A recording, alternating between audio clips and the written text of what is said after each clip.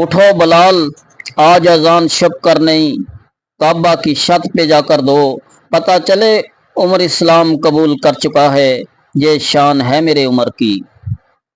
الحمدللہ الحمدللہ نحمدہ ونصلی علی رسولہ الکریم، اما بعد فاعوذ باللہ من الشیطان الرجیم، بسم اللہ الرحمن الرحیم، رب اشرح لی صدری ویسر لی امری واحلل عقدۃ من لسانی یفقہوا قولی۔ تکبیر کی صدا سے رایت کے ساتھ سن، تکبیر کی صدا سے رایت کے ساتھ سن، دراصل تو اذان بھی صدقہ عمر کا ہے۔ لیکن میرے دوست ذرا توجہ کر، خانہ کعبہ کی دیوار کے نیچے ابراہیم علیہ السلام نے آمنہ کے در یتیم کو مانگا، اور آج مکہ مکرمہ میں آمنہ کا در یتیم خود خانہ کعبہ کی دیوار کے نیچے آ کر عمر فاروق کو مانگ رہا ہے۔ حضور نے فرمایا کہ اے اللہ، یا عمر بن حشام دے دے یا عمر ابن خطاب دے دے، اس لیے کہ اسلام کو عمر کی ضرورت ہے۔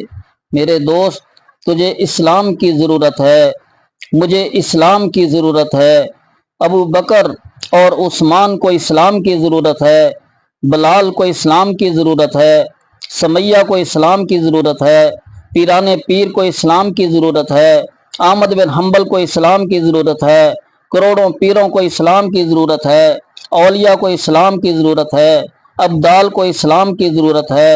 لیکن عمر تیرے قدموں پہ، تیرے تقدس پہ قربان جاؤں، تجھے اسلام کی نہیں بلکہ اسلام کو اے عمر تیری ضرورت ہے۔ گھر کے اندر رات کو بیٹھ کر دارالندوہ میں مشورہ ہوا، 19 بڑے بڑے سرداروں نے کہا یہ رسول اللہ کا دین، یہ محمد کا دین پھیلتا ہی جا رہا ہے، اس کو کیسے روکا جائے؟ ہے کوئی تم میں سے جو اس کو روک کے دکھائے؟ اس مجلس میں عمر بن خطاب بھی موجود ہے، اس مجلس میں عمر بن حشام بھی موجود ہے، اس مجلس میں سارے موجود ہیں، کوئی نہ بولا۔ عمر اٹھ کر کھڑا ہو گیا۔ عمر نے کہا یہ قصہ میں ختم کرنا چاہتا ہوں، میں اس تلوار سے کل کو محمد رسول اللہ کا سر لا کر تمہارے قدموں میں رکھ دوں گا۔ صبح ہوئی، عمر تلوار لے کر آمنہ کے در یتیم کا سر لینے کے لیے نکلا ہے۔ راستے میں ایک آدمی نے کہا عمر اتنے جوش میں کہاں جاتے ہو؟ اس نے کہا تمہارے نبی کا سر لینے جا رہا ہوں۔ اس نے کہا میرے نبی کا سر بعد میں لینا، جس قرآن کا تو مخالف ہے وہ قرآن تو تیری بہن گھر میں بیٹھ کر پڑھ رہی ہے، تیرا بہنوئی پڑھ رہا ہے۔ عمر واپس آئے، عمر نے دروازہ کھٹکھٹایا، اندر سے قرآن کی آواز آئی، دروازہ کھولا گیا۔ جب دروازہ کھولا، عمر نے بہن کو مارنا شروع کر دیا، مار مار کر بہن کو لہو لہان کر دیا۔ بہن کا نام فاطمہ بنت خطاب ہے۔ بہن کو ہوش آیا، اس نے کہا اے عمر، جس باپ کا تو بیٹا ہے اسی باپ کی میں بیٹی ہوں، جس باپ کا خون تیری رگوں میں ہے اسی باپ کا خون میری رگوں میں ہے۔ تو کفر میں پکا ہے، میں محمد کے دین میں پکی ہوں، میں ڈٹ جاؤں گی، مر جاؤں گی، کٹ جاؤں گی، لیکن پیغمبر کے دین کو کبھی نہیں چھوڑوں گی۔ فاروق اعظم نے بات سنی، عمر کے قدموں سے زمین نکل گئی۔ اس نے کہا اتنی پکی؟ بہن ہو کر، عورت ہو کر پکی ہے، بہنوئی کو لہو لہان کر دیا۔ عمر کا غصہ جب ٹھنڈا ہو گیا، اس نے کہا بہن، وہ قرآن جو ابھی تو پڑھ رہی تھی مجھے اس کی آیت تو پڑھ کر سناؤ۔ چلو ٹھیک ہے، میں تجھے نہیں مارتا۔ اس بہن نے کہا کہ ناپاک آدمی کو میں قرآن نہیں سنا سکتی۔ عمر نے غسل کیا، عمر نہائے، نہا کر آ کے بیٹھ گئے۔ جب قرآن کی آیتیں سنی تو عمر کے دل سے شرک کا زنگ اترنا شروع ہو گیا۔ ادھر قرآن کی سورت طٰہٰ کی تلاوت شروع ہوئی۔ عمر نے قرآن سنا، قرآن سن کر کہا فاطمہ بنت خطاب، اے میری بہن، بہنوئی کہاں ہے؟ بہنوئی کو لایا گیا۔ بہنوئی سے کہا جلدی کرو، مجھے اسی محمد کے قدموں میں لے جاؤ۔ ले जाकर उसी का कलमा पढ़ा दो। फारूक आजम अपने बहनोई के साथ हजूर की खिदमत में जा रहे हैं, तलवार उनके हाथ में है। दूर से हजूर अलैहिस्सलाम दार अरकम में तशरीफ फरमा है। हजूर की मजलिस से एक आदमी ने उठ के देखा, उमर आ रहा है, हाथ में तलवार है। हजूर की मजलिस ने कहा, ए अल्लाह के नबी, उमर आ रहा है।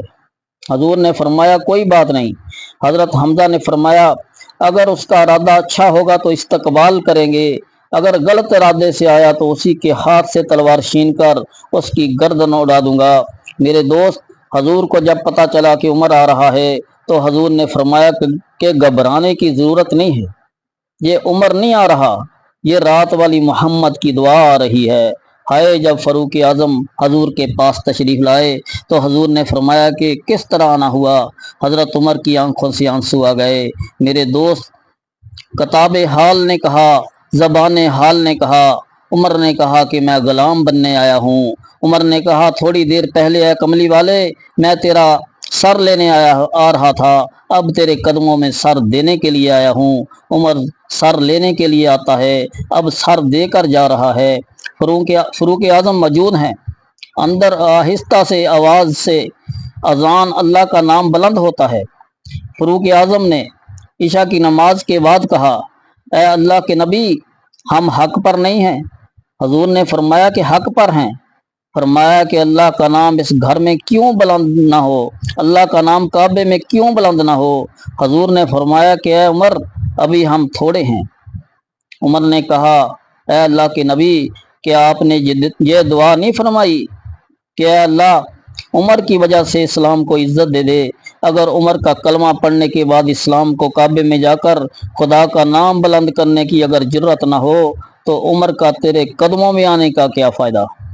फारूक आजम खाना काबा में जब सुबह का वक़्त हुआ तो फारूक आजम ने काबा के अंदर अल्लाह का नाम बुलंद किया।